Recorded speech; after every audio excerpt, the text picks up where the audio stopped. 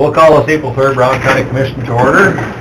Commissioner Kipling, would you lead us to the pledge, please? I pledge allegiance to the flag of the United States of America and to the republic for which it stands, one nation under God, indivisible, with liberty and justice for all. Good morning, everyone. Morning. Our first item on the agenda is National Service Recognition Proclamation Day. Is there anybody here to... That's okay. Oh, come on in.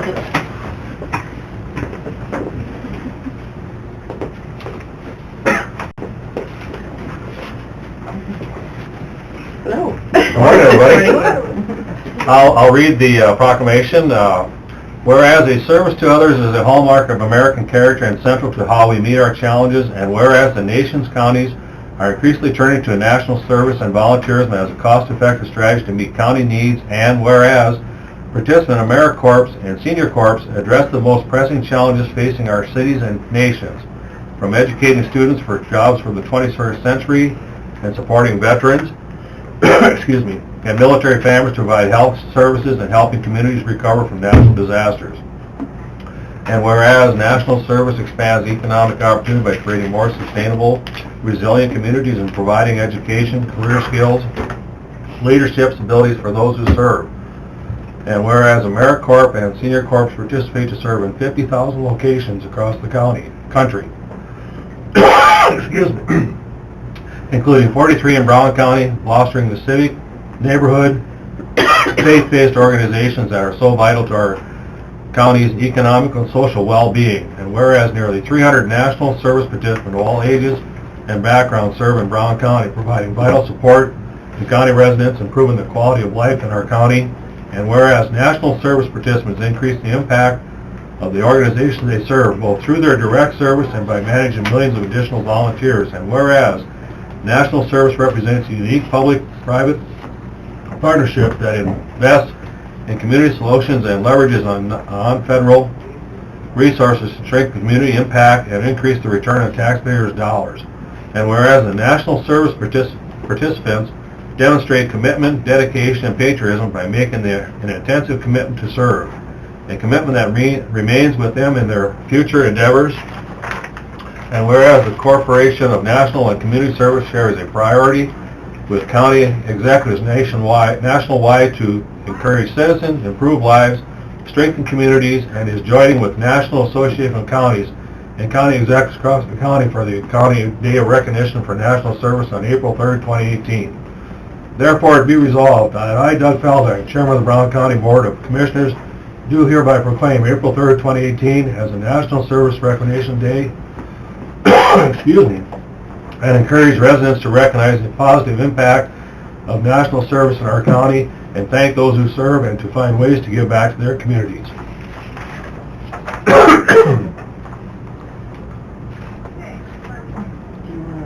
I think they'd like to take a photo. We would, and I would just like to thank the county for your ongoing support. We very much appreciate it. We plan to have some volunteers here today, but we decided with this ice that they were best to stay home. So, but yes, if we could get a picture, we would really appreciate that.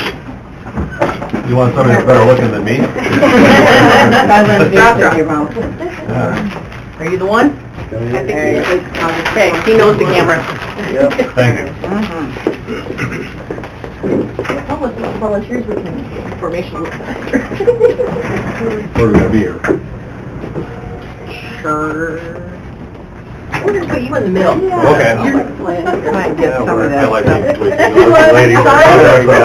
All right. Great. Everybody smile.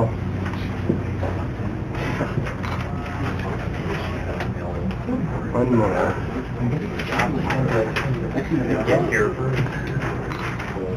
You'll never get a good look with me in it, but he tried. Thank you, sir. Thank you. Thank you, Appreciate it very much. Thank you, ladies. Thank you. That was okay.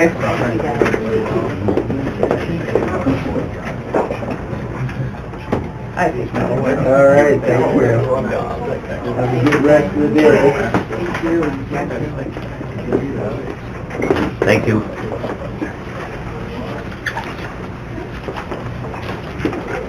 Next item on our agenda is bid opening for metal roofing for Richmond Lake Youth Camp. Kurt here?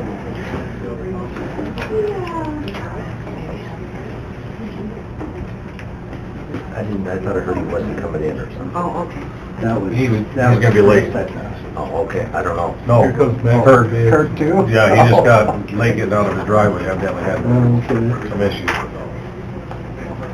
We'll read the bids and then we'll just defer them back to Kurt.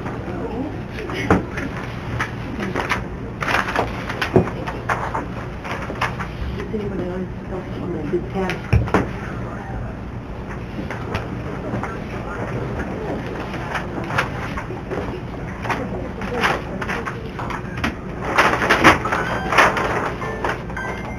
Okay, notice to commercial metal roofing contractors. Notice is hereby given that the sealed bids will be received in the chambers of the Brown County Board of Commissioners until the hour 8:50 a.m. on April 3rd, 2018. At said time and place, all bids will be publicly opened, read, and considered by the Brown County Board of Commissioners for the project to remove existing shingles and install a 24-gauge UNA-clad metal roofing system in accordance with the specifications. And this is for the Richmond Lake Youth Camp, the Lodge. No proposal will be considered unless accompanied by a certified check, cashier's check, or bank draft in the amount of 5% of the total amount of bid that has been issued by a national or state bank authorized to do business in South Dakota, or a bid bond in the amount of 10% of the total amount of bid payable without condition to Brown County as a guarantee of good faith in entering into a contract if so awarded. Brown County will give notice to the successful bidder that his proposal has been accepted, and said bidder shall within 10 days thereafter enter into a contract with Brown County and furnish a performance or payment bond in accordance with the bid as accepted. Looks like we have one bid from Grove Roofing Incorporated.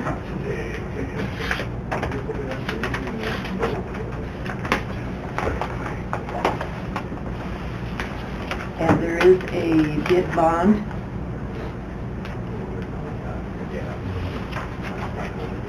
And the total proposal is $55,840. What was our estimate? What? Did we have an estimate? I didn't hear it if there was. Can we just defer it back to Kurt when he's not here? Let him look at it. I'll second it, yeah. Motion by Kipley, second by Hanson, to defer back to Kurt and let him evaluate it. All in favor? Aye. Aye. Opposed? Motion carries.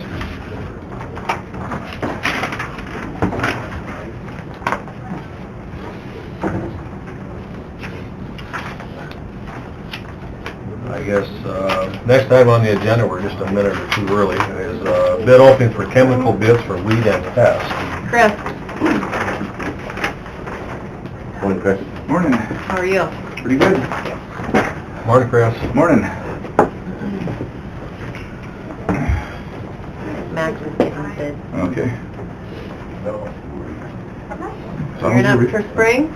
Yeah, you know, at the rate we're going, this might be Oh, kind of irrelevant. Just open the bid. Did you? Yeah. The bid? The bid, but we deferred it to you. Okay. Sorry I'm late. Did you have Okay, an estimate on that? No. You don't need the bid bond, right? Hmm? You don't need the bid bond is here. Just make a copy, have somebody else there make you a copy. You got this question. Do you have bid tabs? I got the right here. Is that what you're looking for, the state bid? Do you want a The bid? tab sheet? Well, we usually wait until he gets Okay. it all back to us, because he'll give us a printout, right? Oh, that big wide sheet, yeah. That'll Yep. show us which ones, okay.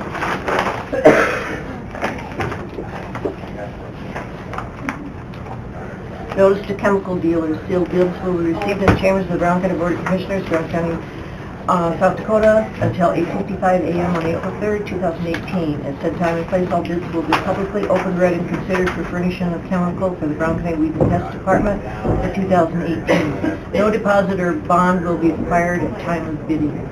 Brown County will give notice to the successful bidder that his proposal has been accepted, and said bidder shall within 10 days thereafter enter into a contract with Brown County in accordance with the bid as accepted. Successful bidders shall furnish proper certificates of insurance as required by Brown County. Contract for chemicals shall be firm and in effect for 8 months, April 1 to November 30, 2018. Brown County Board of Commissioners reserves the right to accept or reject any or all bids, to accept the bid they deem to be in the best interest of Brown County. Brown County is exempt from federal excise tax and state sales tax.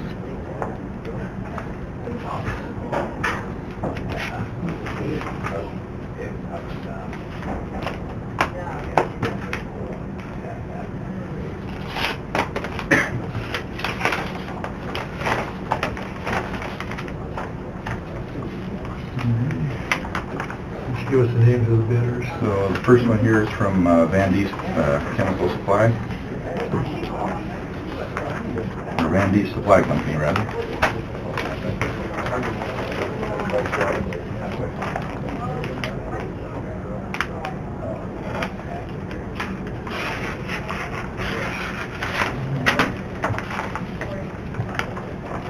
And just start at the top here, I guess, and go down them. So for the BioMist 315, we estimated 250 gallons. They bid us a price of $66.35 per gallon for a 55-gallon drum. And they also gave us a price, I put on the bid here to get a quote on a 2.5-gallon jug of BioMist. Towards the end of the year, when we've only got like maybe 1 or 2 spray jobs left and we need 1 more barrel rather than get a 55-gallon drum, so we don't have to store as much. The price on that is $69.50 for a 2.5-gallon jug. Let's see, for the Buck Plus, we estimated 40 gallons, and they gave us a price of $11.79. Let's see, we should be comparing this with the state bid here, I guess. See, BioMist isn't on the state bid. The Roundup, we can find it on here.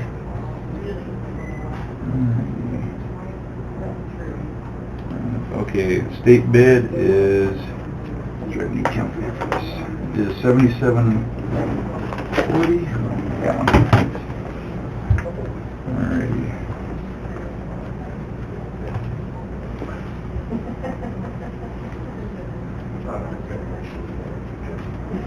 That's what, 5 gallons. So $15.48 is the state bid price. So Van Diest is lower. Rather than go through each one, did you want me to just write up the sheet and kind of, because it's good here. Well, refer back to Chris, and then you can go through and take the percent or proper that. Alrighty. To our spreadsheet like we did last year, that was very informative. Okay, good deal. And that's from Adapco, I believe. From where? Adapco. They're out of it's like Sanford, Florida. They got a distribution center in, I want to say, Utah. And they basically just bid for the mosquito chemical. I was wondering when that, here's the bid. Oh, you got that open already, okay. Let's see. So they had just bid for the Altosid and for the BioMist.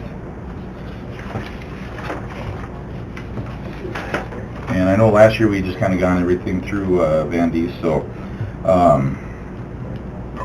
but like I said, with the, I'll just get everything on the spreadsheet, and then we want to meet again next week? Yeah. Okay, good, perfect. Alrighty. Just the 2 bids, Chris? Yep, just the 2 bids and then the state bid.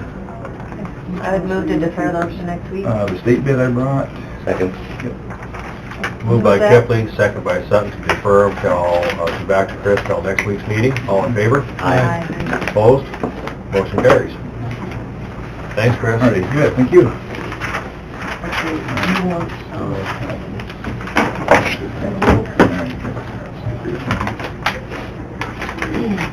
I'll get that text right away this morning and back to you so I don't have to take it over to the weed shop Oh, okay. and risk losing it. Cool. Thanks, Chris. Alrighty, you bet, thanks guys. Thank you.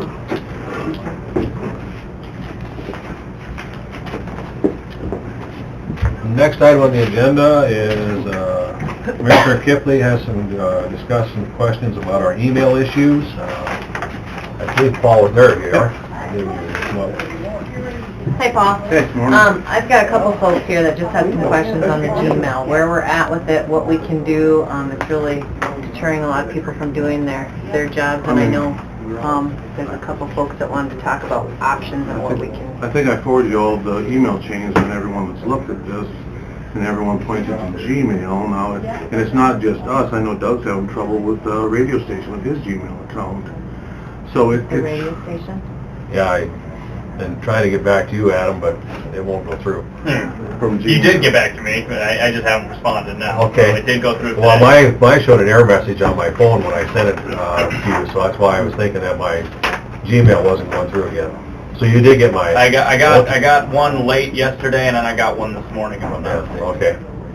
I mean, because we can send to every Gmail account, not a problem. And it's, you know, to make this long story short, they come in sometimes they don't. Some are bouncing back because they're delayed send, some are bouncing back because Google's rejecting them, but it's not us rejecting them. I've had the state look at this because they own our MX record because they own SD.gov, and I've had Microsoft look at our Exchange server, and we're set up at the best we possibly can be, and it all points to a Google issue. Do we know specifically what the Google issue is and reading them It's out? so sporadic, that's the problem. If it was every Gmail not coming in, or one person, but it's not. I mean, we spent a week, Chris and I, looking at this, and one minute they come in instantly, the next minute they come in the next day, then all of a sudden they wouldn't come in at all. Well, ours don't come in at all. Right. So, Gmail, AOL, Yahoo. Can't talk to us. And the reason we need to address this is because our ticket company works off the Gmail server, our livestock and static exhibits work off of it, 3 of my entertainment buyers, as well as 11 of my 23 board members. So, I mean, this is like a systemic issue to me. So, if we need to bring in a third party for validation, then I would recommend looking at that because, I mean, we're at a standstill and we look stupid with our people because they're saying that we sent you an email and I have to keep saying, well, we didn't get it. so. And I know Gmail is the most used one on people's phones, so if they come to our window for service and you're standing right there and you say, we need a copy of your driver's license, and they send it, and they don't get it, sometimes not for an hour, sometimes not for 2 days. I just did a test yesterday afternoon just on my own because I have a use of several emails, and I emailed a test to Brown County from my home. The only one as of 3:49 yesterday, in a minute and a half, the other ones went through, and I still didn't have Gmail as of this morning. So we have a problem in our office getting the Gmails, and it's affecting the way we do our work. And we have teachers that call, or email on a day like this, or just any day and say, we're not coming for a tour. Well, I've got a volunteer there, everything, supplies are all out, set up, ready to go, and we're going, where's the class? Well, we call them and they said, well, we sent you an email yesterday, so what's your email address? Gmail. Can we change it? Can we just stop using Gmail and use something Well, else? it's not us. It's not- No, I mean It's- everyone. Yeah. It's them that can't talk Yeah. to us. It's all the People clientele. don't, yeah. Is Yeah. there And I anybody don't have any that problem can be with contacted from Gmail to get some assistance, or how do you... You know, I don't know where you'd end up on Google. Every time I contact them, every time you contact Google, you get to a help form with things that we've already gone through and We've addressed. I dogged this for quite a while because, again, it crept up last July, August, as I was starting to try to communicate with the state's attorney's office, which you can understand where that can be a very vital and critical issue.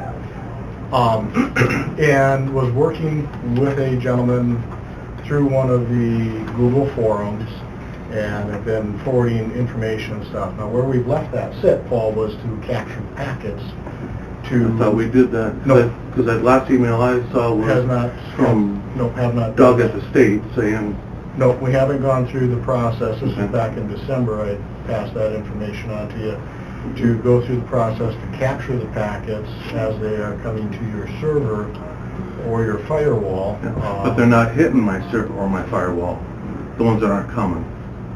Well, They're not hitting our server at all. Okay.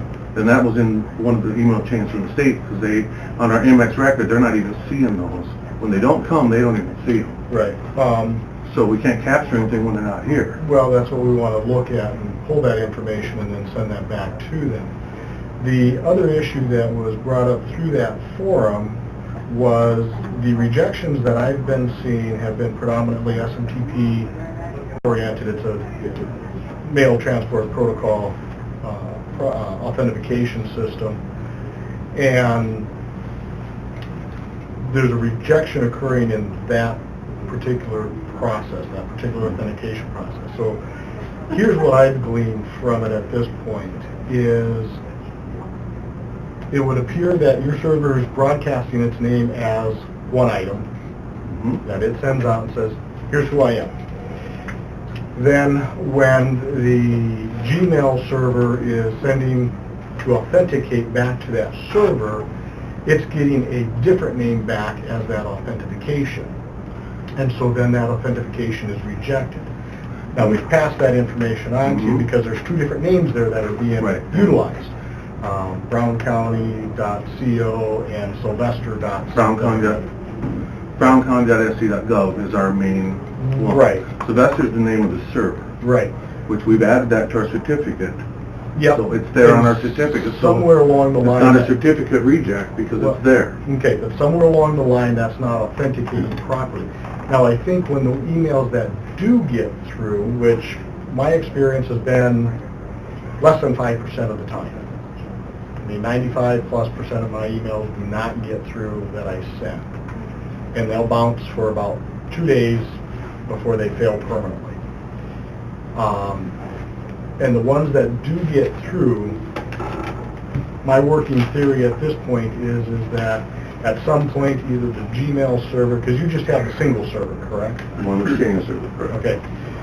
That the Gmail server gets busy, loaded, it offloads to a secondary server which uses a different authentication method to authenticate to your server, and then one will sneak through.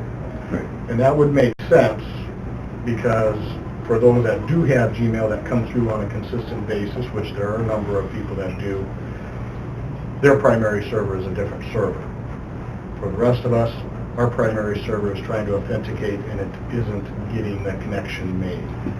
So that's been my experience, and at this point in time I've been hand delivering my emails over to Chris's office as I need to and making sure that they get copies of everything.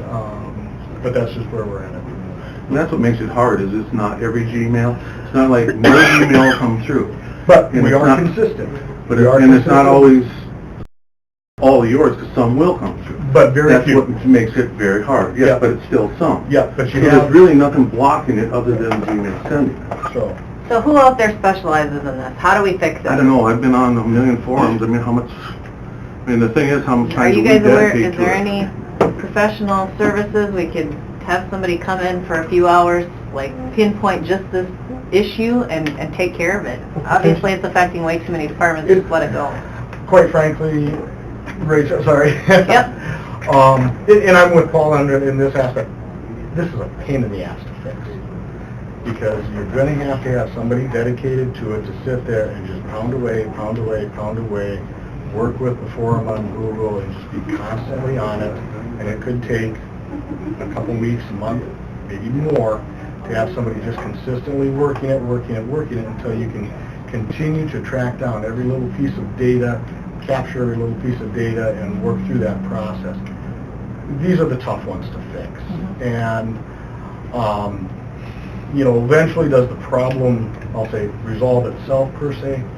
It does when you cycle technology. You know, at some point, if the email server or the service that Paul is using gets completely replaced, that potentially could fix it. If at some point, as Gmail upgrades their systems and servers, and they eventually cycle out the server that we're sitting on and change the way they authenticate, that potentially could do it. That's a minimum of 18 months because technology just does, you know, changes about every 18 months, and then it could be 5 years yet before that happens. These are the tough ones to solve. Sure. And it just takes somebody just being, quite frankly, dog-ass persistent with it and just hammering away at it day in and day out until it gets resolved. I know you're getting stretched in a million different ways already, but do you have a contact or anybody that you could I mean, stay on this? Google, it's wherever you get on the help forum. This has been on, there's forums dating back to early 2010 on the same problem throughout, not just with us, throughout the world. I mean, and Google's huge, and they have a lot of free accounts. So, I mean, they are stretched thin. They're blacklisted at least once every 2 weeks on one of their servers or one of their IP addresses because they have so many users. It's just, it's a tough thing. If it happened, if we could get no Gmails, it would be easier to fix.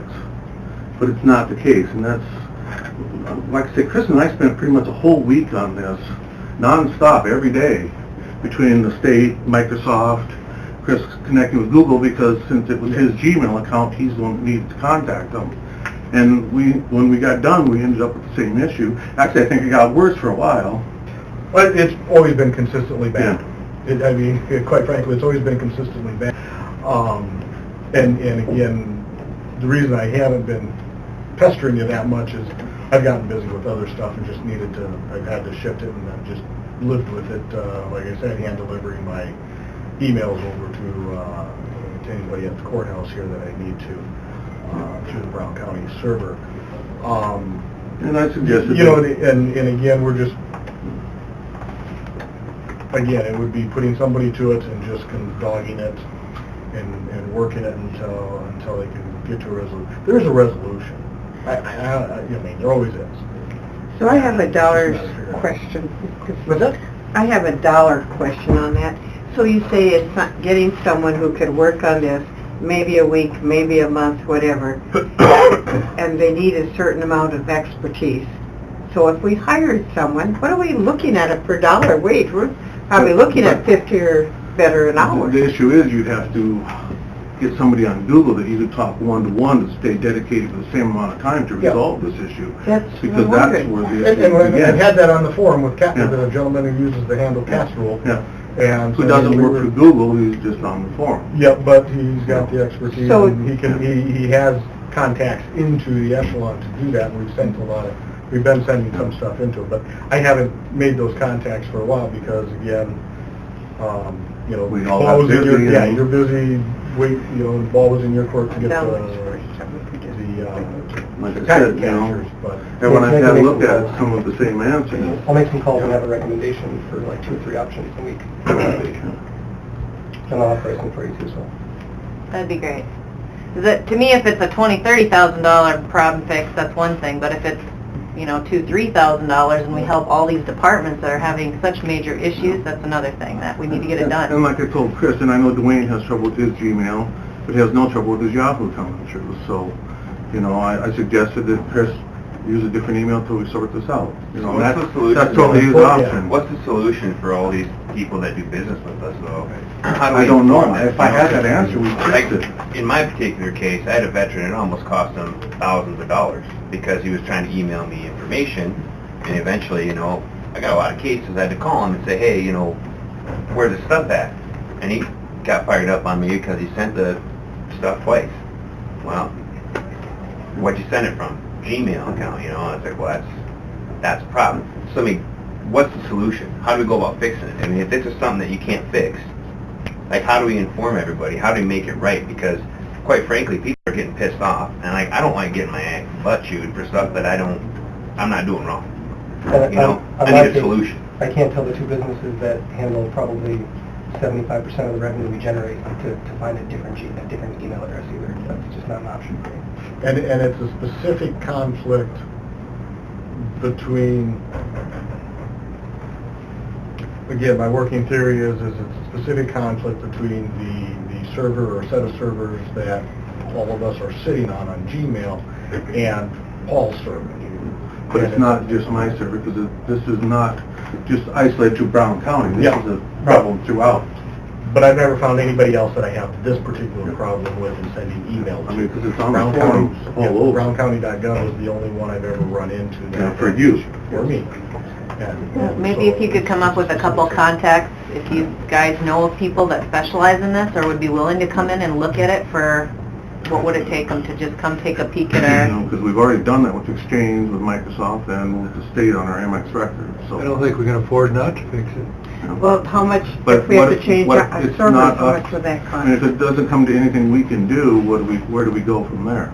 Well, I think at least definitively we'll know at one point, you know, because a lot of us are sitting here on one side with obviously not the knowledge base that you have, so we're just stuck with the frustration of the result on the back end of it not performing, where this could in fact completely, you know, validate everything that you have done to this point. And it's not like we haven't done the research and we haven't looked at this issue.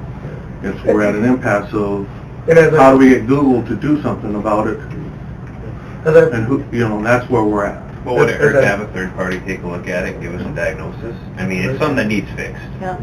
you know? And what it usually comes down to in these particular situations is usually ends up coming down to usually a small obscure piece of coding that creates a timing issue or some sort of faction like that.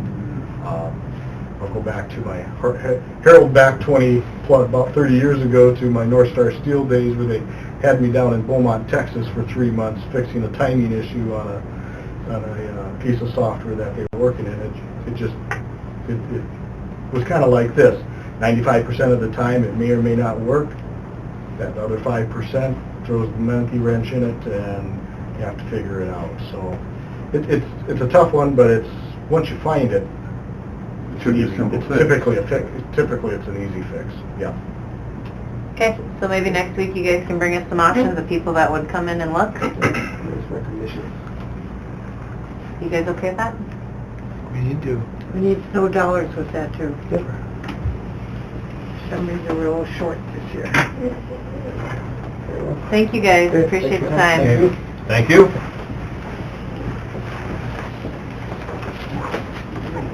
Hard to do business like that. That was just one department, it's one thing.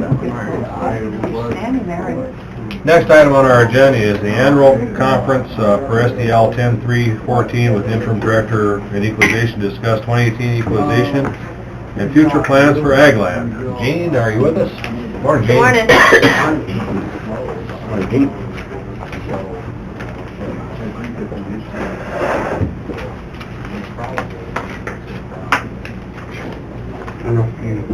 I emailed these out to everybody. I have mine. You have yours? I didn't print mine out. I didn't print mine either.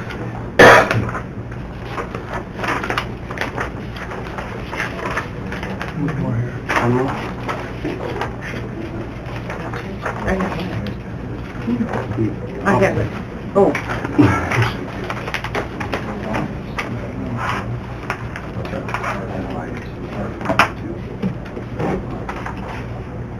Okay. By statute, I'm supposed to meet with you folks first Tuesday of every April for my annual flogging. We'll kind of see what's going on here. Starting next Tuesday is the equalization board start. Tuesday morning we'll do county boards. We'll get going on those or get started on those with their organization, get our regular opening routines done, take care of our exempts and senior freezes and all that such stuff. And we'll also do our opening and consolidated boards in the afternoon and there again get organized and all of that. At this point we have very few consolidated board appeals. I don't even know if we have any right at the moment. Kind of expected a few. There were some changes in commercial properties, particularly land values that hadn't been adjusted for some time. The Russ has been working pretty hard on doing commercial property reappraisals. County boards, the biggest issue, of course, is ag land. We're looking at recommending a mass adjust or of an entire class of property, ag land property across townships.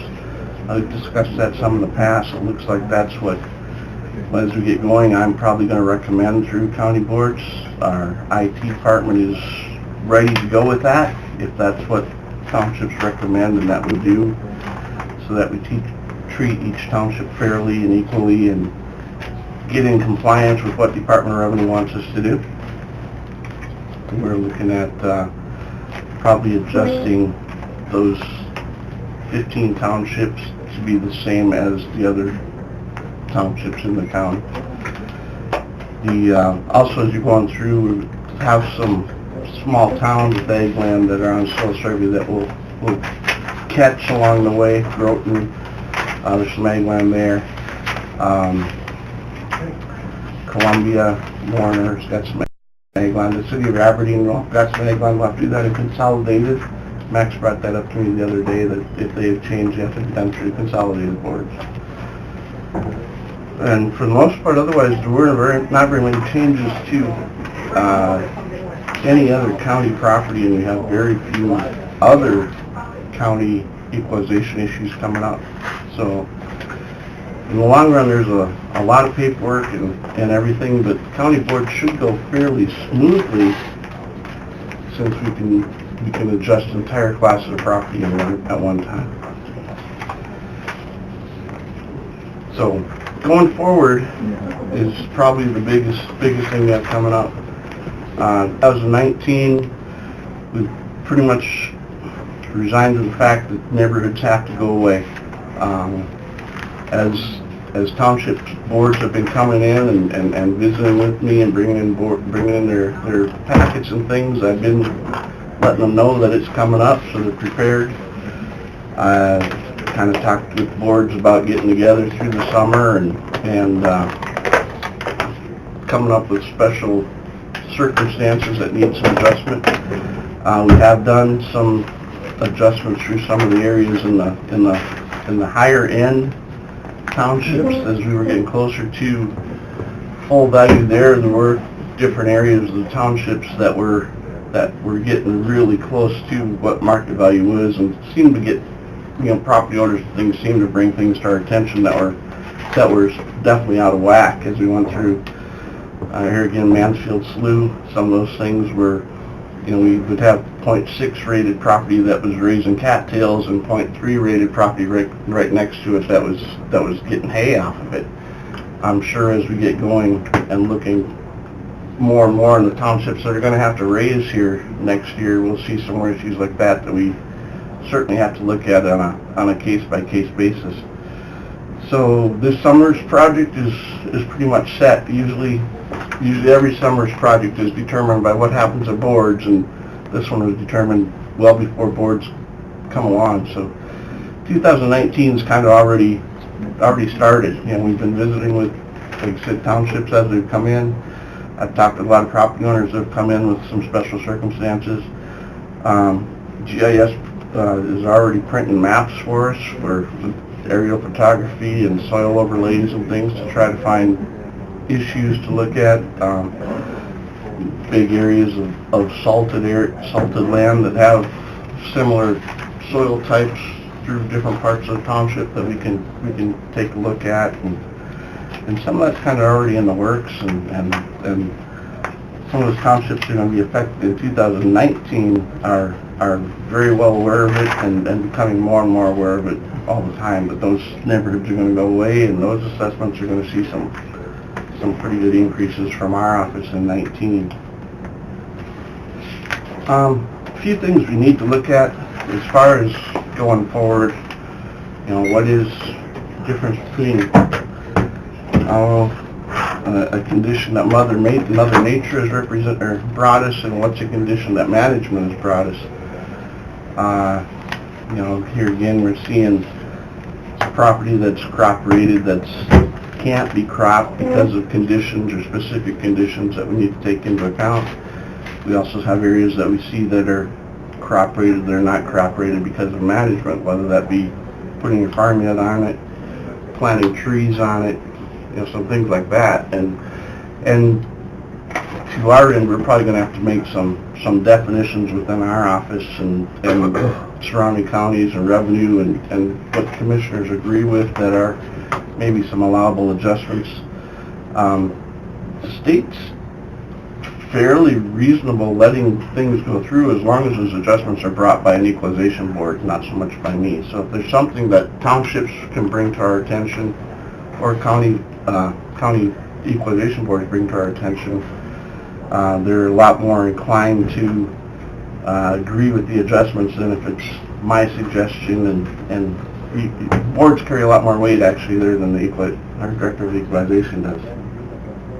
So one of the things that's going to come into play as we're seeing packets come in are trees, and are trees actually a hindrance or obstruction, or are they a management decision, or are they, we're counting, quarter sections of land with 2 acres of trees on it and try to piece those out, and as we get going, I think there's bigger areas that we're going to have to look at, big salted areas, or fill up through Crow Creek, or some things like that may have some issues that are the bigger picture to begin with, and then as we get going, maybe things like 2 or 3 acres of trees on a quarter may or may not be something that we want to take into account. But I guess I didn't expect trees to be one of the big things that keeps coming through on every township packet, and they are, and we're counting a lot of 1.5 acres and 2 acres and things with trees on quarters of land. We'll kind of play those by ear as we come through county boards and how we're going to handle those. But for the most part, for all the mountains of paper we're having, I think county boards are going to go pretty smooth. Here again, we can make one action for an entire class of property, or for an entire township, so we can make county boards go pretty fast, and there's not a lot of other individual stuff going on. They're getting GIS been good, finding maps, things like that. We have tons and tons of paperwork coming through. That is one thing that my staff is good at handling paperwork, spreadsheets, all that. That's definitely one of my weaknesses in the office. But good thing I have people that know what I don't know. and so we're kind of going from there. And one thing we do notice, and I didn't really think we would to begin with, but because there's not any appraisal work going on, is that with how our office is set up right now, we are a person down. And here again, not a lot of appraisal work going on, but with all the paperwork coming through, we have a lot of people putting in a lot of hours that extra person could have been pretty handy here with the last couple months. Other than that, that's kind of where we're headed. 2018 is going to go pretty good. Board's going to go pretty good. Sounds like most of the townships are going to be fairly happy with what we've recommended as far as that 0.87 multiplier, or making the townships equal one to the other. And 2019 is kind of already in the works. Plans are kind of already being made, and You said that the state's been pretty good at letting you do things, so when they have turnover, are they going to go back 5 years and say we're doing it wrong again? Well, I don't know. Here they kind of are surprised that more townships or more counties don't make productivity adjustments, and yet they kind of are really hard to get them through. Here again, unless a township or a board makes the adjustments, they're pretty agreeable to it. But as far as here again, what our office shows, or what we say is, or think is an adjustment due to, in our case, we looked at markets maybe more than we should have. They aren't real kosher with that whole deal, but if we can, and it's hard to come up and justify specific productivity problems or things to create, or that to make an adjustment for on our own. If a township comes in and says this obviously is an issue, there's salted soils here, there's here again, there's in that case there Mansfield Slough, 0.6, 0.7 rated soil that's growing cattails. If we have pasture land, say in the northwest, we got some that's .5 rated, or class 4 soils that could be .5 rated, some could be range rated soils based on that top dollar of $1,600. Some could be crop rated soils based on that top dollar of $3,200. But yet, as far as the rating themselves, they could be within just a matter of a judgment as to whether they're even calling them a range or a crop rated soil in the table. So Can rainfall be a, can we determine rainfall? Because the west part of the county consistently has a lot less rainfall. rainfall certainly could be a contributor. In a lot of counties, I've heard those people complain about that's and that's where we hear from most people. And we'll take that into account. We certainly can make adjustments again for crop rated soil that's that's not croppable, and we have done that up there some. Yes. Now, when you're talking about range not being croppable, your second paragraph on the second page, when we're talking about actual use, you talk about the farm buildings, farm residents, and like things that a producer wants to put on there. But if you have pasture and you choose to keep it pasture even though it's crop, that's your management choice. You don't have a stepped up. If you have crop rated soil and it's pasture because you choose for it to be pasture, but that's not its highest and best use, that's not the land's fault. So that's probably not something the state would approve as far as giving it a reduction. So if you choose to have pasture, you're still getting the valuation of it is still going to be as though it's crop rated because it is. And that would be the state's recommendation of that. The state doesn't like actual use. Highest and best use.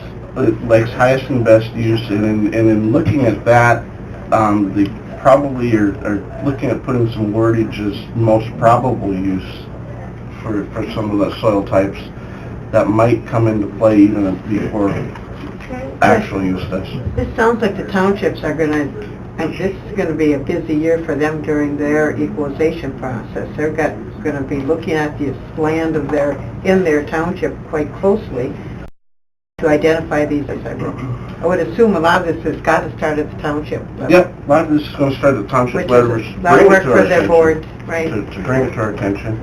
And here again, like I said, some of the southern townships have in the past, and as they've been higher, and getting higher and higher all the time, there've been some issues where property owners have come forth and said, we got some stuff here that just doesn't seem to look right. And that's when we have gone out and had maps printed and soils printed and went out and looked and said, we're going to adjust Herritt soil down through the Mansfield Slough, we're going to adjust some salted, Lemoore or Leaden soil down along Mud Creek and down, Jim River.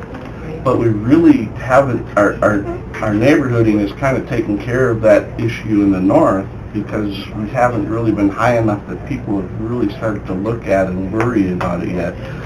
But as that's going to kick up pretty good in 2019 when we take these neighborhoods off, we certainly want to get ahead of that and meet with those townships and some of those producers up there and warn them that there's going to be a shift in how our egg land's going to be assessed next year. South End's going to level off, That and just that doesn't north seem right, end's though. going to It take seems like we're take a jump. disincentivizing people to plant trees and to keep stuff in pasture, and that just, to And me, that doesn't seem right. And that's there's part of the whole productivity argument. We're highest and best use versus most probable use versus actual use are three different players. If something's is pasture and has never been broke and has no intention of being broke, the townships here again have a lot to say and can say, okay, this is pasture because it's just not reasonable for it to be egg land. Even if it's a whole quarter of pasture land, if you got a quarter of pasture land in a section of pasture land, but a whole quarter that's crop rated, or mostly crop rated, there's really no reason for a producer to come out there and break it anyway. So in that case, if you kind of look at some of the state's wording that's maybe coming up as most probable use, and the township supports that that adjustment, I think we can be in pretty good shape. We have made a lot of adjustments to, especially the northwest, about little strips of crop-rated soil that are in the middle of quarters or sections of range-rated soil that, you know, nobody's going to farm just because it's just not feasible to. We'll probably look at some of that more closely, you know, in those portions, and maybe on a bigger scale in some of the other portions in the northeast that have a lot of water issues and things like that that are crop-rated soils that have access issues or some things like that, or things that come into play because there have had water issues for the last 20 years. We're going to start seeing a lot of big salted areas. When you look at aerial maps, you'll see big things that look like the Great Salt Lake Basin that are dry, but they're just big white blotches out in the middle of the ag line. And there'll be 0.5 or 0.6 rated soils that we can do some stuff with that we haven't really yet before. And we can. Do you have a copy of the map that shows which one's your neighborhood yet? I don't have one along here, but yes, I can get you one. The equalization factor, is that the factor that you're raising from 0.85? Is that going to be the taxing factor now, 0.983? From the adjustments that we're proposing, that's the number I come up with. It'd be a 0.983. I sent that estimate to Wendy with our proposal, our proposed new abstract number, our adjustments that they have approved, which would be some topography rated stuff, some access issues, some things that they approved through Jim River and Mansfield Slough and Mud Creek. And then along with the other adjustments we made where we aren't going to be at a 1.0 market factor, we're at 0.87, and I come up with 0.983, and she thinks I'm pretty close to in the ballpark. So then, instead of paying taxes on 85 cents on the dollar, you'll be taxing on 98 cents on the dollar. That's correct.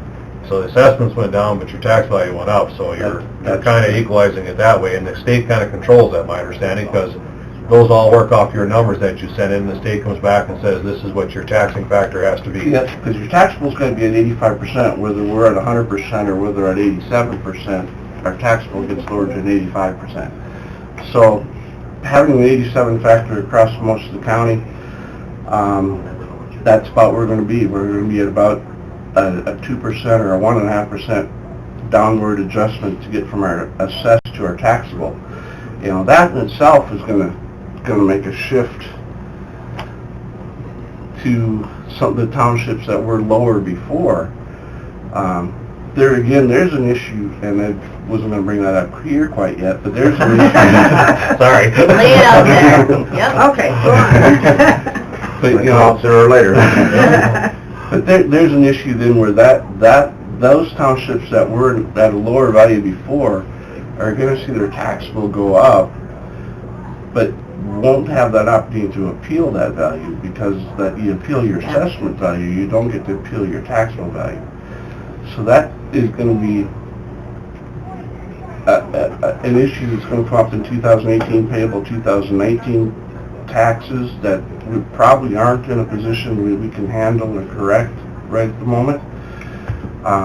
And there will be an issue that's going to come up in 2019 when we go to full 1.0 equal or location multiplier, and then drop back down to 15%. You know, there at least we can appeal and we can adjust and do things with the assessed value, and there will be a 15% rollback because we'll be at full value. We'll meet with the state's numbers.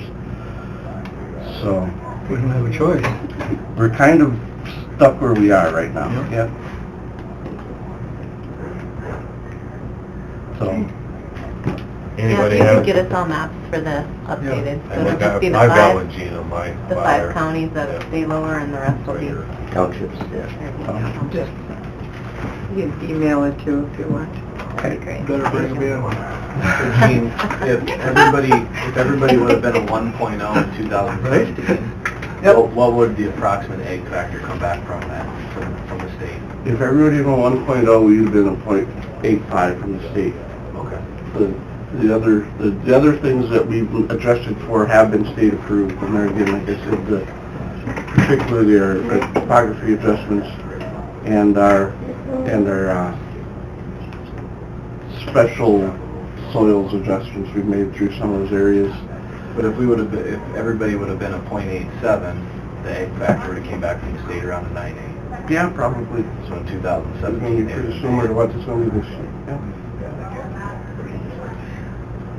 So to that end, whether everybody's at a 1.0 or a 0.87 or egg land, it's going to probably land countywide at a pretty similar tax spot.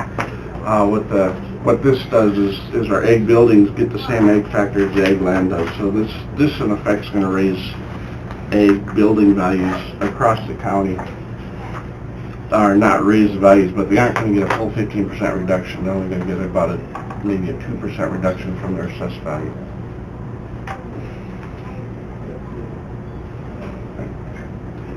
In the meantime, Do we have any other questions for Gene at this time? ready for equalization next week. Thank you. And I think it'll go pretty okay. I think we're ready to go. You're an optimist. Well, that's okay. Yeah, somebody needs to be one. Yeah. Thank you, Gene. Thank you, Jane. Thank you, Gene. Next item, we have Mark Milbrand and Tom Schmidt to discuss deputy salaries. Sure, look at 5 minutes. Yeah. We'll try that. In Taiwan. Or Tom? Or Mark? I want to preface this by saying Highway has some good news, so just let that buoy your spirits right now, if you will. You mean the ice is all gone? I had discovered a couple things that I needed to correct on the sheet that you guys had gotten. Just nothing drastically changed. It was just that I found another community. I know you've had a chance to see at least the original version, and it was what we wanted to compare only sheriff's offices because they're in the same tax fix that we are, and we only wanted to compare those budgets that had $1 million or more. And I found Butte, I had omitted that one, and basically we did find somebody in South Dakota that pays less than us. So it changed slightly. You know, our investigators for departments that still have investigators, we're the lowest, and for the deputies, for the 12 largest organizations, we're like, in all seriousness, probably tied from third from the lowest. We're like $6 up for a year. So it's For our pretty close. deputies? For deputies. I know we started a conversation a couple weeks ago as far as that we have some gaps to fill. Now, this last week, Mark was able to get a start on the court security by using existing staff, which will then create holes on the back end that we'll need to fill. So I guess, you know, that being said, you know, we've got 2 investigators down that we have to try and find. We have 1 court security person that we're trying to also find, and we do have some applicants, but yeah, and these are all certified positions. And like I say, when we're putting in staff right now to fill initially, it just creates a hole in the back end, so that we'll have to end up eventually filling those. So I guess I wanted to at least give you guys some information as far as how we're sitting and maybe some of the logistics problems that we're hitting as far as trying to find these slots, because right now we're really not overwhelming anybody with the pay. And they won't move to another organization or community unless it would be like a step up.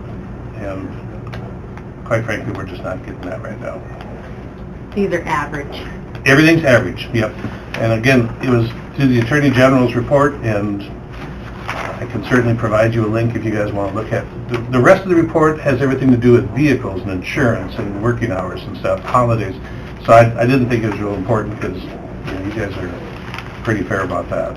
This is the same one you emailed to us, I other had- than the highlighted. Well, other than a couple corrections on the last page, I found another organization another Here? county, yep. And Okay. so the narrative, the last couple lines on the bottom also slightly changed.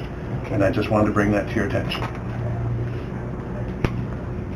Tom, did you find some kind of correlation between the counties that are paying less than us? Do they have more DCI agents, or do they have a DCI office in that area, do you know? I didn't even dig into that question. No, I went strictly with the sheriff's position, investigators, and deputy sheriffs. I didn't list chief deputies for the simple fact that many of the departments don't have them. And so I thought, well, let's just keep it clean, because we're really looking for investigators and for deputies. Yeah. What were the 3 counties that paid less than Brown County? Okay. And are chief deputies included in the average of the deputies? No, They're just not on here. it's a whole nother column. And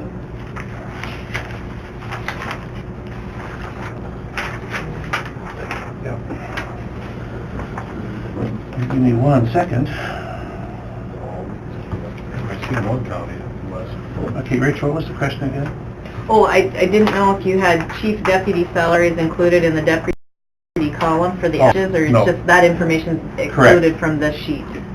They have, and I can just, it's really tiny print, which is why I got my glasses on, but basically it'll list sheriffs, chief deputies, then some departments have sheriffs, or sergeants, lieutenants, investigators, and then the last column is deputies. Gotcha. So, So those 3 they're all things are separate. excluded. Yep.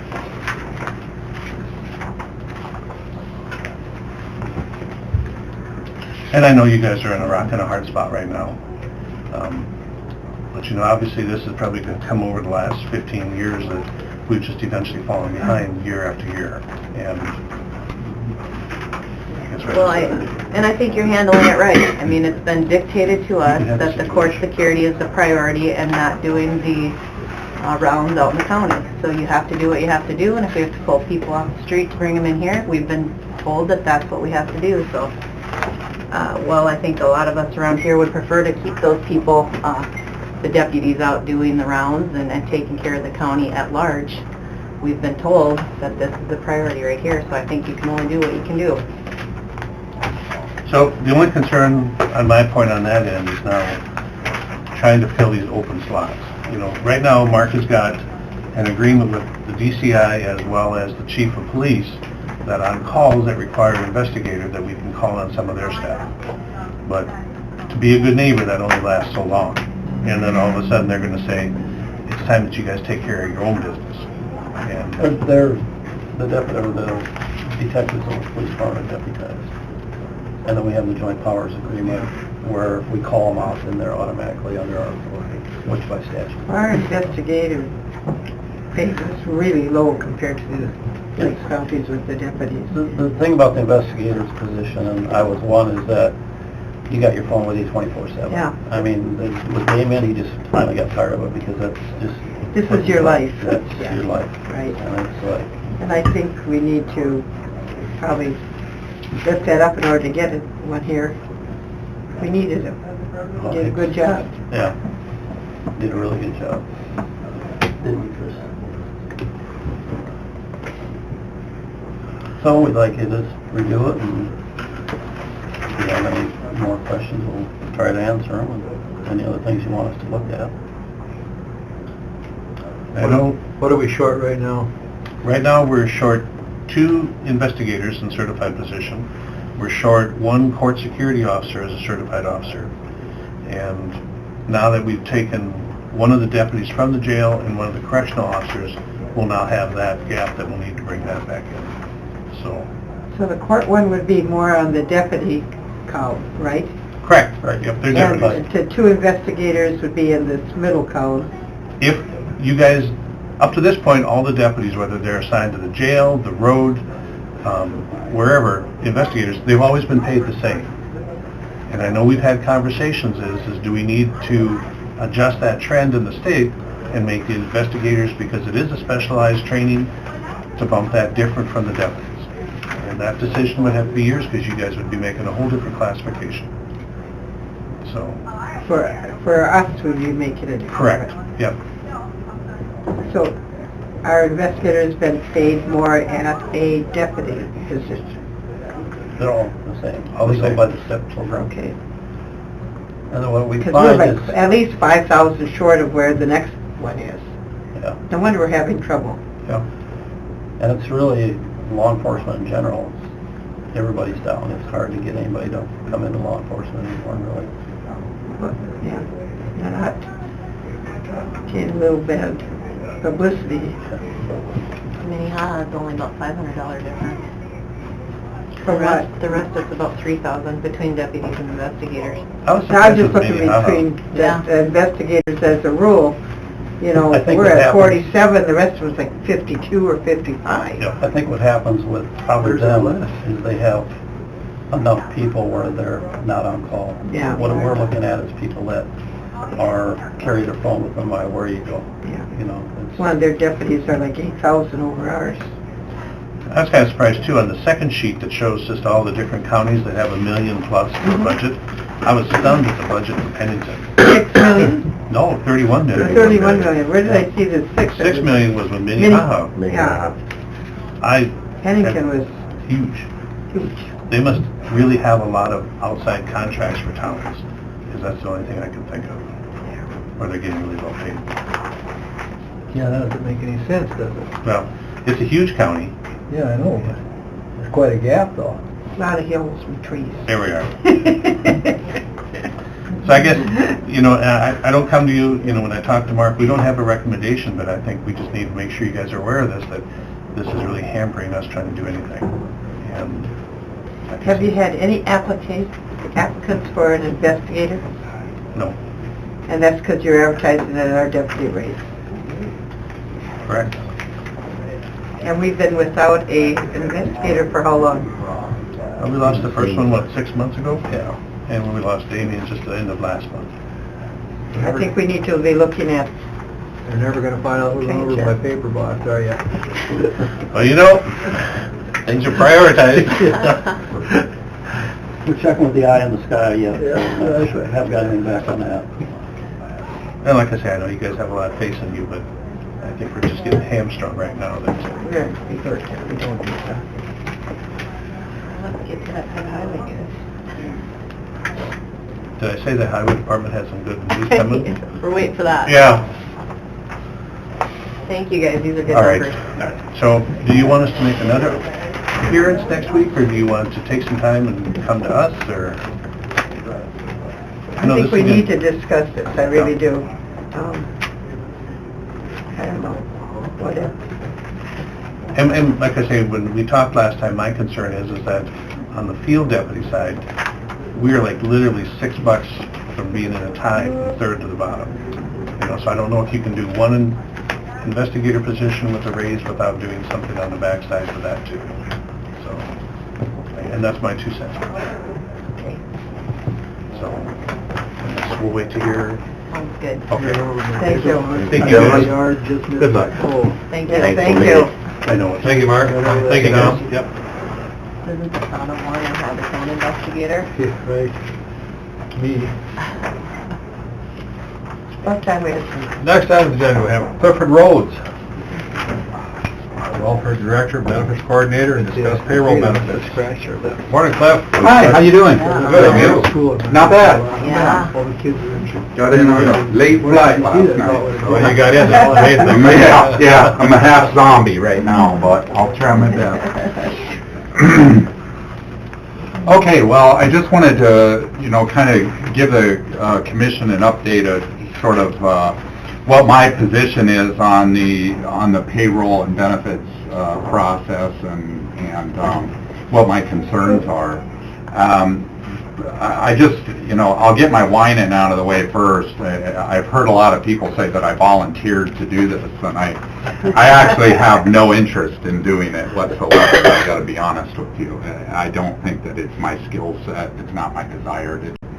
But I want to be helpful, and so I'm willing to step up and give it a shot. But it's not what I want to be doing. So far, the training has been kind of haphazard because of Aaron's availability. You know, we can only meet for like an hour or two here or there. I can't get any traction as far as learning what I need to be doing before we go without having a training again, and then I kind of lose what I learned to begin with. But what Erin did do is she sent an email to Paul and Gary setting forth at least what I've been asking her to do is let's get together and do like a process or a workflow chart so we understand every single item that needs to be done in the process of payroll and benefits so that we don't lose anything in the process and we have a responsibility assigned for everything. Erin has begun to do that process and has given us a pretty long list of things that need to be done in the payroll and benefits process. A few of those things she's trained me on, like entering new employee info into Encode, doing the new employee benefit paperwork and signing them up online with various benefits programs, and then reconciling bills from those vendors and our Encode sheets to see if there are any kind of errors in the deduction process. Those sort of things we've been trained on. The rest of it I have not been trained on yet, and it was my feeling that it was outside of what I was supposed to be doing. So that's why we need to really just have a grip on the overall process and make sure that it's all assigned to people and we know what the responsibilities are. I'm kind of concerned about that because I see some of this stuff falling through the cracks possibly. Some of the stuff that Erin has highlighted as concerns seem to me to be IT in nature. Like, for instance, just a couple of things she says. Who's responsible for checking teen court? I assume she means JDC, not teen court. But when there is a holiday or bonus day, seems to be some kind of an IT glitch that doesn't process that correctly. Will a vacation max finally be implemented so those close or right at max will not accrue until they use some time? That seems to be an IT issue in Sundial too, I would think. There are some other issues here that would seem to be like really IT in nature. It wouldn't be something that payroll or that I would be doing. So, I mean, I guess my issue would be, you know, we're still working through the training process, but I think Paul, Gary, and I at a minimum, and Erin too, need to get together and really go do a workflow through the process to make sure we've got everything taken care of and responsibility assigned to everybody. So that's where we are. It sounds like a plan that needs to be done. Appreciate you doing that.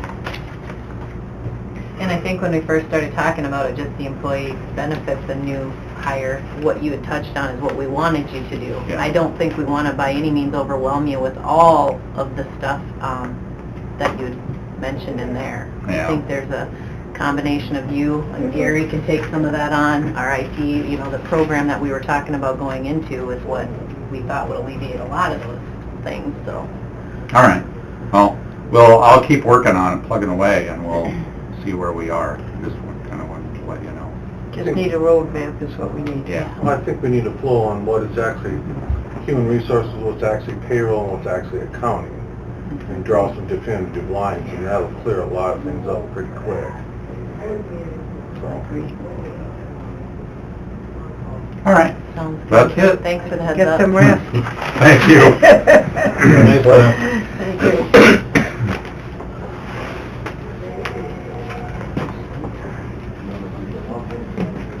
Next item, we have Mr. Dirk Rogers, Highway Superintendent, resolution for bridge inspection. We have water, set date for paving, set date of surplus sale, update status of bridge improvement grant. Eric, you're up. You're off. Hold them off.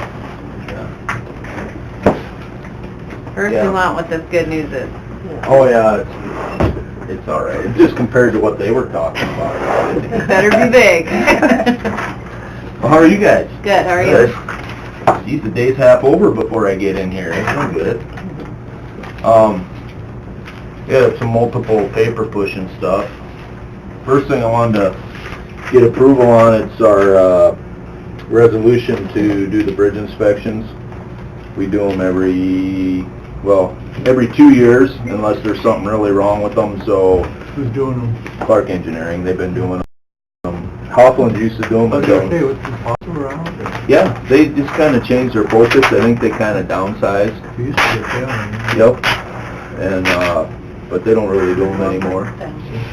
So, this year is let's see, off-system bridges, so there's like 80 some that'll get inspected, and then the next year on the on-system, it's like 60, I think, something like that, so. Nothing new or unusual, they just use part of our federal bridge money, and part of it goes, for like $1 million of it right off the top goes for inspection, so this is just our part of that. Need a motion for that? Please. I'll move it. Second. Moved by Fishback, second by Sutton to I don't know if you want this other stuff. approve the resolution for bridge inspections. All in favor? Aye. Opposed? Motion You just need that. Motion carries.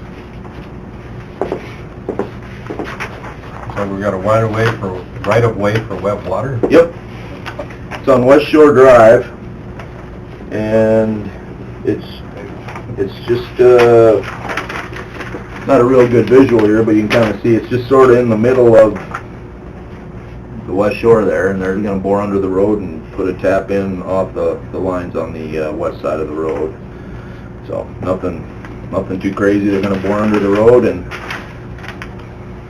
just another cramped residence out on West Shore Drive, I guess, so. I'll move it. Second. Moved by Sutton, second by Kempley to approve the right-of-way for wet water. All in favor? Aye. Opposed? Okay. Opposed? Motion carries. Okay, you're abstaining? Yep. So it'll be roll call.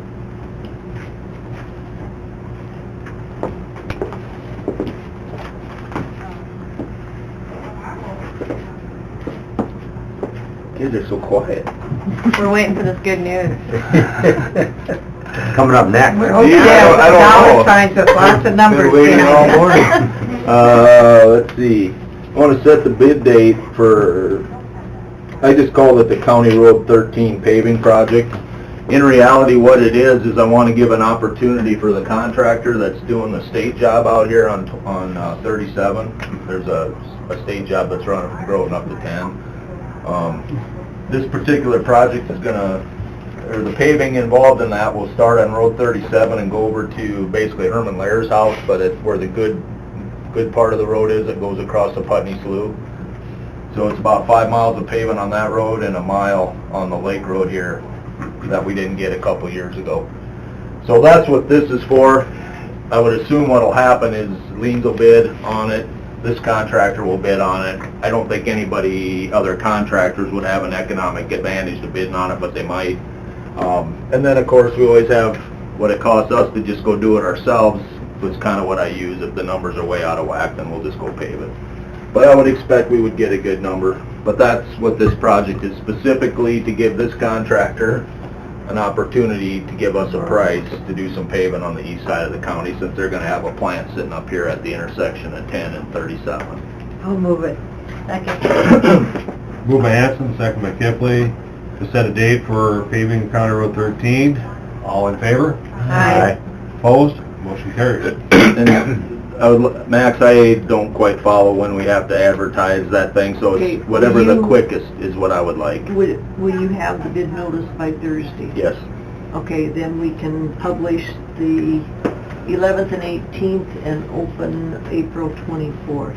Okay. Just a minute, I'll give you a time. Cool. We'll have to do this for the cold in-place job on Road 23, but I don't know that I'll get the announcements ready quick enough, so I'm probably going to come back next week and we'll set another bid date for another project for that. 8:50. 8:50? Awesome.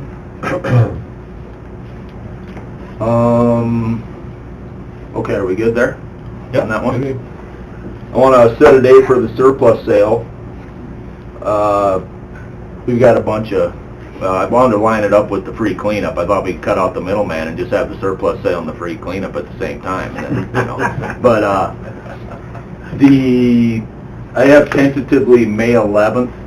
I just plucked out of a hat. It's a Friday.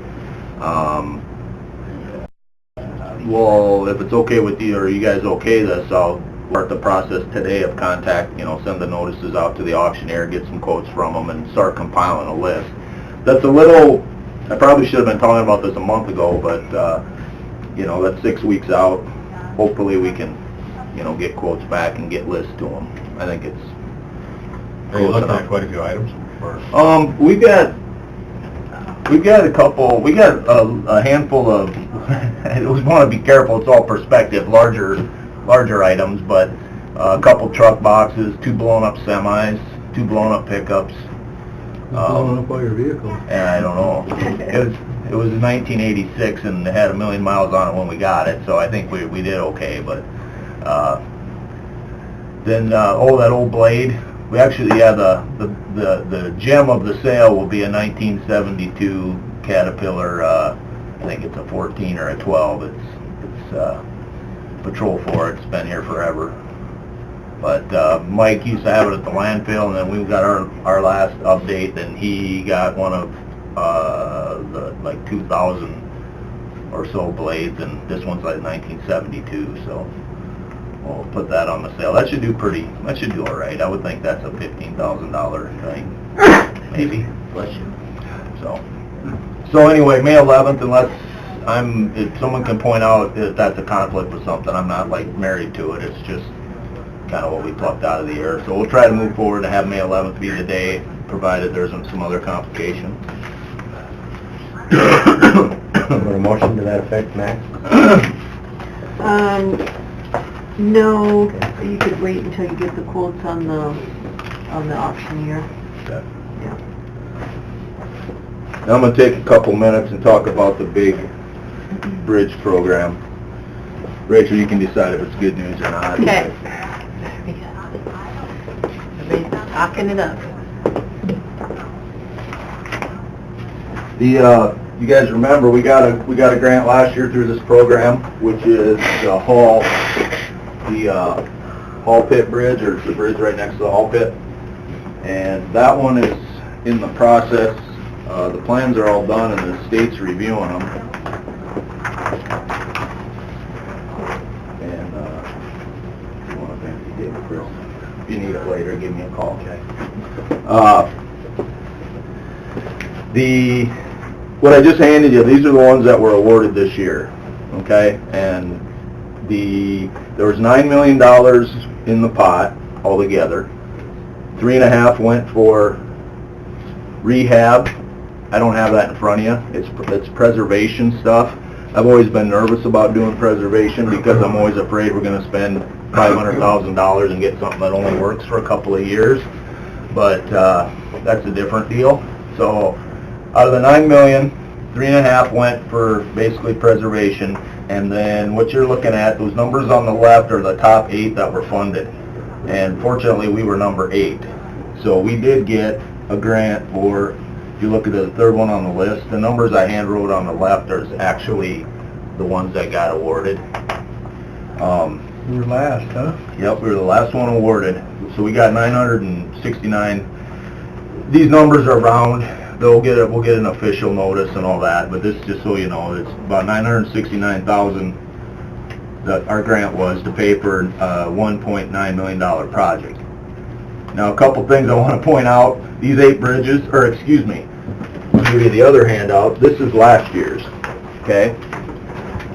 This is, we got, I think we had the 4th. Yeah, we were number 4 last year. The top 7. Now, what is there with the Hall Bridge? That would have been last year's. That's on this list I'm handing you. That one is the outlet of Sand Lake, Yeah. is what Yeah. this one is. Looking I was at gonna that, say I was Columbia, gonna I'm say, thinking, oh. No. There's, what I'm trying to show you here is the way this program is trending.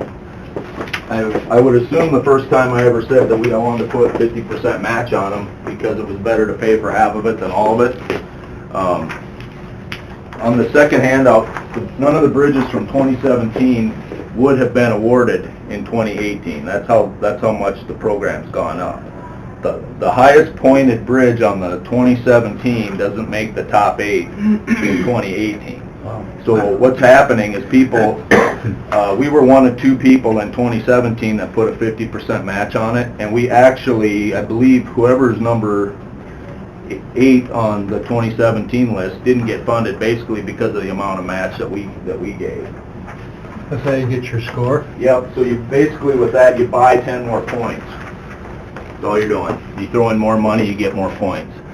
Now this year, if you look at the first handout, and I know this isn't the best way I'm showing you this, 5 out of 8 of those have 50% match on them. So people are ponying up, and the only way that we could get more points on ours would be to have the projects be shovel ready. And what you do there is, if you look at on attachment number 9 that I handed out there, you see the estimated construction engineering, the third column over, that's included in these grants. The only other way to get more points is if you pay for that yourself, you'll get 10 more points. Have it already done. Right, you already have it done. And actually, that's cheaper points.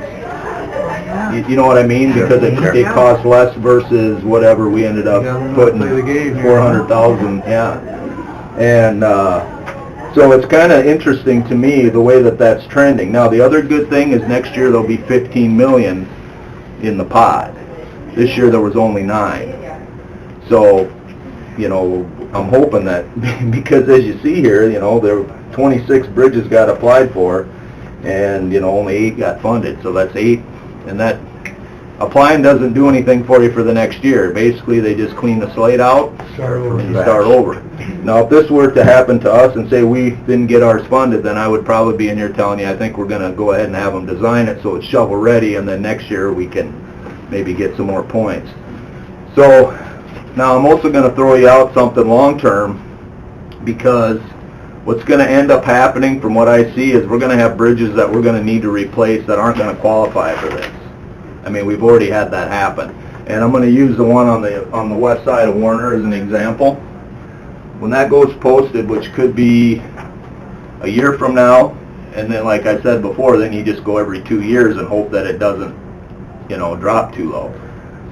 But let's say that next year that one does come back, and it's a possibility that we would have to post it to semis. And that's not going to be a favorable situation to wait for 10 years with that thing posted while waiting for it to get bad enough to qualify for this program. So what I'm probably going to do is bring you guys in some bridges and say, I think we should use these that I think we can get qualified through the program, and use the program funds to do some of these other bridges that might not appear to be, you know, the main ones or the most appropriate ones, but they're still ones we're responsible for and we'll have to replace. So we might end up trying to find what qualifies for the program that would be a good project and run those through, and then some of these like those, because that Hall Pit bridge got posted like 30 years ago. It was a long time ago. Before I was there. Right. And there's some places in the county, and I say the one at Warner, but that's not the only one. The one on the road we just got done fixing north of Stratford, that Jim River Bridge. We're not going to be able to sit here for too long with that thing being posted and not being able to carry full loads. It's not going to work. So some of those we might have to look at paying for in their entirety ourselves, and use the program to do some of the ancillary structures that we'll eventually have to replace anyway. So, just so you know that, if I come in here with one, that's where I'm coming from on something. With the Hall Bridge, when is that scheduled? Well, I had to bite my tongue because I was very unprofessional to some folks because I didn't agree with the schedule that was on. But it should be, what happens is the consultants design it and they submit it to the state reviews it and very thoroughly, and sends it back to the consultant, and they fix it, and they send it back to the state, and then they send it back to the consultant. This goes on for a while until everybody's happy, and then it moves from the bridge office over to project letting in the DOT. Right now, they're in the process of this back and forth to get everybody happy. As a side note, the DOT's challenged right now in trying to push some of these through, and they've had to farm part of that process out to other consultants, which I'm not always real balanced, because you end up with one consultant reviewing the work of another consultant, and I'd like to think, I mean, everybody usually approaches things with professionalism and ethics and all that, but there's something that takes a little bit of arbitrary evaluation out of it, in my opinion, but that's my 2 cents. So anyway, they're going back and forth. I'm hoping in the next couple of months it'll get to bid letting. I mean, it's something that I'm hoping is going to go here in the next 2 or 3 months where it'll get let and it'll be built this summer. So then, hopefully when that bridge is done, it'll take some pressure off of 14. Yeah. So how much is 14 going to be paved? Is it from the bridge south all the way down, or is that kind of what your plan is, or? As far as full, I mean, the most dramatic impact's going to be starting at the bridge, the Elm Bridge, just north of the water plant, and go down to the north side of Prairie Wood. So those 3 miles will get completely milled up, and we're going to start over. We're going to have a whole bunch of gravel in there, and probably pave it right away, I'm hoping. We might let it sit for a little bit and pave it, but you know, I got a lot of reaction. I was just trying to get the word out to people that if you got another way to go, you can go another way. There'll be construction, but people are acting like we're not putting up Mr. Trump's wall at either end of the road and you can't get in and out of there, all right? I mean, I'm just trying to get them to go use 16 if it works for you, or go down to US 12 and come in that way. Just try to avoid it. It's not that we're going to be blocking it off. We'll have traffic, pilot cars, and all that kind of stuff. It just makes it easier. The more people you can keep out of there, the easier it is. So that's that part. And then in addition to that, Doug, will be work at the intersection at the golf course. You know, there'll be an intersection on 8th Avenue, down on US 12 and 14, and then out at Prairie Wood and 281. So. Whew. It's pretty good news. Yeah. Oh, well, yeah, I guess the good news is we got $989,000. That's not bad. Is If it? you're in Douglas or Hughes, it's not good news. No, It it's would have been not. 9th and 10th. Right. And poor Hughes County is, they're still reeling from their jail, so, from a highway standpoint, and this is something I shouldn't even comment about, but I have a bad habit of doing it, I appreciate the way the jail was built, because I do know some of my contemporaries in other counties where they've approached that differently, have some challenges on, you know, funding the rest of the county. And I'm not saying you shouldn't get a jail. I mean, I don't want convicts running around either, but How you do it. yeah. So I do. That has been positive. So all right. So anyway, that's, you know, the bridge thing. We'll just keep hacking away at it. It's amazing how that bridge score, I was looking at that bridge at Brookings that was a number 8 in 2017. Right. And then it ends up in number 1. And in 2017, it had a bridge score of 49.42, and then all of a sudden, in 2018, it's got a 78.89 bridge score. That was attributed basically to the money they put down, or? 10 of it would be they went up to a 50% match, and 10 of it would be they made it shovel ready. So that one's designed already. So they gained 20 points They off picked that. up 20 points off of that. So I have, in August is when the PE grants will have to go in. Those are the preliminary engineering grants. And we're going to put in 2 of them. One of them's going to be for, I don't have a bridge map. Oh. One of them's for the bridge right north of Frederick, right underneath my finger. It's on a township road. And the other one would be this bridge down here. It's one I talked to you guys a little bit about a couple of weeks ago. It's east of Schleiz, and we've got 4 other posted bridges surrounding it. So we got to pick one of those out and replace it, because we've closed. I mean, 3 of those that we took off the list the other day are all in that vicinity. So those 2 are going to score well, and I think we'll get them. I mean, just totally rudimentary here. We'll probably score pretty well. But what I'll do with them is in August we'll apply for grants to do the preliminary engineering, and let's assume that we get those, and then they'll do that process, and we'll see what those numbers look like. And if those scores look like they're in a reasonable spot to where we get funded, then we'll submit them in January for the replacement grants. If they don't look too good, then we'll pick one of them and we'll get it designed and make it shovel ready, because, you know, if you look at these, how much is this bridge of ours costing? You know, $73,000. So if we were going to pay that, say last year, which we didn't need to, but we could have paid that last year and got 10 more points on this particular bridge. So it is a little, I think it's worth looking at. The other thing you got to remember though, once you're going to commit to trying to make it shovel ready, you're putting money in there, and it could still happen that it doesn't get funded, you know what I mean? Yeah. But now at that point, then yeah, I think you would just finish the process and pay for it. But so there's a little bit of scrambling, and then sometimes I feel like they got the carrot on a stick in front of the counties, and they're bouncing it like this to see who will jump. But that's how you get the money. So anything else? Yep, one other thing. Okay. Fellow that lives on the west side of Houghton, the trucks go through with their compression brake and they set off his alarm system. Oh, really? When he's in Texas or Arizona for the winter, his alarm keeps going off. And I told him we had passed our ordinance a couple weeks ago, and he said he's talked to the state, and the state says they have no problem with putting a sign up on the west and east side of Houghton. Okay. But they need your approval that we don't have to create a separate ordinance, that's already Right. taken care of. Right. So could you contact somebody from the state and say Yep. that, hey... Well, when is our ordinance effective? Yeah, it hasn't gone into effect yet. Okay, I so guess as that- soon as... But I'll still have a conversation with them You have the because date set in up for it. addition to this, like I had said before, there's one other, I mean, that's part of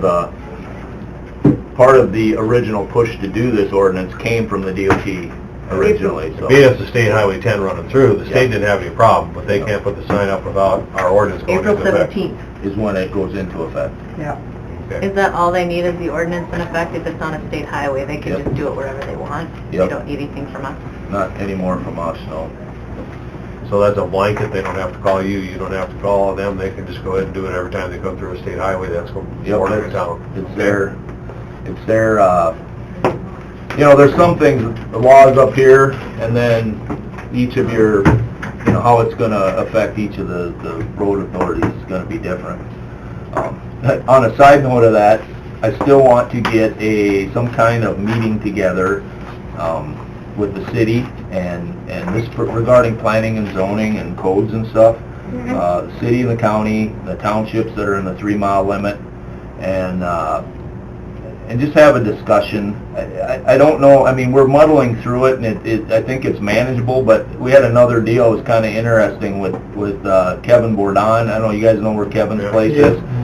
Well, he has an extremely unique situation of being on a county road but in the 3-mile limit where the city's zoning is gonna take precedent, and then that's industrial, not ag, so then the 500-foot approach limit goes away, even though that's on most county roads, regardless of the zoning, you're gonna address the 500, but at that location you don't. So, and Kevin is familiar with the county and local government and whatnot, but that guy went in a circle for about 3 days trying to get his approach put in there. It's not sympathy for him specifically, it's just because of where he lives and the way that our approach permits and stuff are. We should look at trying to at least have a discussion about that. I know there was a little thing that didn't directly affect, say, the county highway department, but on 8th Avenue extended west of the Ramcota, when they're doing some development out there, again, you're in the 3-mile limit, but the townships don't really have the mechanism to deal with that stuff. So I just think we need to kind of have some kind of a, like I said, it's not like we've got this huge liability thing, it's just kind of cumbersome, and if somebody's trying to move through that process in the 3-mile limit that's adjacent to a county or township road, it really kind of complicates it. Gary, was that part of that comprehensive plan that NECOG's supposed to be working on with planning and zoning? Now, where is that? I wouldn't get that specific, but We don't have yeah, that we plan can yet certainly- either, do we? no, and I mentioned that to Rachel this morning. One thing I want to point out, because I know there's a couple individuals that were here because they were interested about the compression brakes ordinance. When the ordinance passed, I think everybody was under the understanding that was, if we were going to put any signs up as a county, Dirk would come in with, you know, a request, make a recommendation to you folks, and then you would vote on it. It would be on the agenda. I find it very hard to believe that the state needed us to pass an ordinance to be able to throw up a compression brake sign on a state highway. I find that very hard to believe, but the state does some crazy things, and there's some laws that don't make any sense. But just so everyone out there watching knows, because I know I had one of the gentlemen that was sitting here say, now this will get on the agenda before ever a compression brake sign gets put up. I said it should if it's getting passed by the county under our ordinance. So just because we passed our ordinance, and the state's now claiming they can go throw up a sign, that has nothing to do with us. And if these folks that have problems with the compression brake signs based upon this location on the state highway, they need to talk to the state. I think if we're going to put any county roads, we should put it on the agenda. Absolutely, Yep. absolutely. Just like a speed limit adjustment, yeah. Well, and maybe just informational before you send the request to the state, put it on the agenda just so people are aware, and then they can go to them if they have issues with it. Because it sounds to me like that's how they find out about it, is that they're coming to you or to the county, and they expect us to send the request up to the state if it's on a state highway? No. Or are they contacting them directly? They should be see, I think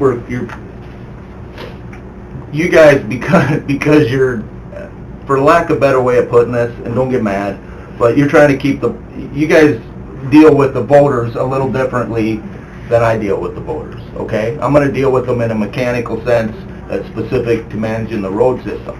They're gonna see you, or they're gonna come in to get coffee, and they're gonna go, oh, by the way, can you help me out with that Jake brake deal? They don't approach me. They're not, if someone calls me and wants something on the state road, you call 626-7885. I don't even touch it. Matter of fact, we can't. And I'm not gonna get in a legal argument with you, but I'm pretty sure what we're describing here, I mean, the same thing happened in Cottington County and other Oh, I'm sure it locations. happens all over the place. The state does some crazy things. Tell me this, that ordinance, Yep. I know you wrote it, I just don't have it in front of me. It didn't say anything about, the county commission passes this ordinance that allows the state to throw signs up. No, no. So that's just something the state's telling us. I don't think any of you folks, when you voted, thought that. I think we all thought it had to be put on the agenda. You would vote on it, and people would have their open meeting and get their say. So I just don't want people to take it the wrong way, that the commission voted for. I can't believe that the state couldn't put a sign up till we had the ordinance. either. Well, this guy, that's what he said. He was over and talked to, was it Brian at the Yep. state? And he mentioned another name. And he Dan said Martell's they'd be glad to one. put a sign up, but Yep. we have to have an ordinance in Brown County. That's what he was told by the State Department. And I'm sure he was. I'm sure he was. So, I mean, what I want to make sure everybody understands is it's not our ordinance's fault. Right. Because our ordinance didn't address that issue. Okay. So, for instance, the thing where's the law that sets the speed limit on a state road? Is that in statute? Is that law in statute? I'd have to go look. I think so, because Changing them. they've changed them. Right. Yeah. So, Yeah. but the speed limit for a county road, is that in statute? No, that's up to us. They talked about that one time Yeah. too, about it. If they're not posted. I think Well, yeah, there's a statute on it. think so too. See, I think there is too. I Which think is you're right, I think there is. Which is the angle that I'm coming from is, outside, I mean, you would have to put a Jake brake ordinance or a Jake brake law in statute, I think they're not posted. you know what I mean, if you weren't gonna pass it at a county level, then you'd have to have something in statute, and it would be just like the speed limit ordinance, where then the changes are designated by the sign. I'm not saying the state's not. No, I know. What the I law know. says, I'm just saying it doesn't make any sense to me. Sure. And I want to make sure everyone understands the ordinance that the county commission passed. That was not the intention, that allows the state to throw their signs up on state highways. I think they should be able to do that anyways, the state. That's my point. I see. Because I know there was individuals here that thought, whenever one of these signs gets put up in the county, they're going to be able to come and address their concerns, and it'll be on the agenda. Well, that's not going to happen here if the state goes and tosses the sign up. My point is, I don't think the state needed us to pass an ordinance to be able to throw a sign up on their own highway. And I very well may be wrong, No, I'm wrong every day, so. See, I don't think they would be enforceable if we didn't pass the ordinance. I That's think a it's put state up the highway sign. though. But it's still not enforceable though if there's not a statute behind it, you know. And they were getting, well, what? It doesn't, It really doesn't. Anyway, you'll take care of it. Yeah, I will. You'll ask somebody from the state whether, Yeah. after April 17th, what we can do? Yes. I mean, it was brought up last time when the whole compression issue was being discussed. How enforceable are they anyways? Right, I mean, to catch these folks. Somebody's got to be here, there and We gotta here. be sitting there. You're gonna have to see it, get a license It's like plate, get a catching a truck speeder, number. same thing. Yeah, it's like catching a speed. Easier to catch a speeder, if you don't have your windows open, you probably can't hear. I don't wanna argue with you, I don't think you're mad at me for anything yet, so. I'm mad at Anything else for Dirk? Thank you, Dirk. You bet, thank you guys. Have a good day. Max, you have a few things we can take Okay, care of? minutes, the joint city-county from March 26th and general from March 27th. Move. Second. Moved by Sutton, second by Hess to approve minutes. All in favor? Aye. Opposed? Motion carries. Claims and payroll. Move. Second. Moved by Kippley, second by Fishback, to approve claims and payroll. All in favor? Opposed? Motion carries. HR report. Second. Moved by Fishback, second by Sutton to approve the HR report. All in favor? Aye. Opposed? Motion carries.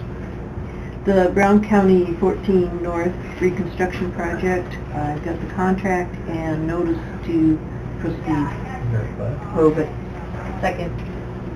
Moved by Hanson, second by Kippley to approve the Brown County 14 reconstruction project. All in favor? Aye. Opposed? Motion carries. And that's all I have. Gary, do you have something for us? No, we're good this week, so. I think we need an exec for personnel. We take a 2-minute break first? Yeah. And I was gonna ask for an exec for proposed or pending litigation on ag land assessment. Okay. Get used to that. I'll move it. Second. Second by Kippley, all in favor? Aye. And then on mine, I'll start out, on my own in the sidewalks. No, we Agree, didn't. Max? We're good. Okay. We're out of exec, no action as a result. Anything else to come before the Brown County Commission this morning? Hearing and Move to adjourn. Second. moved by Sutton, second by Hanson to adjourn.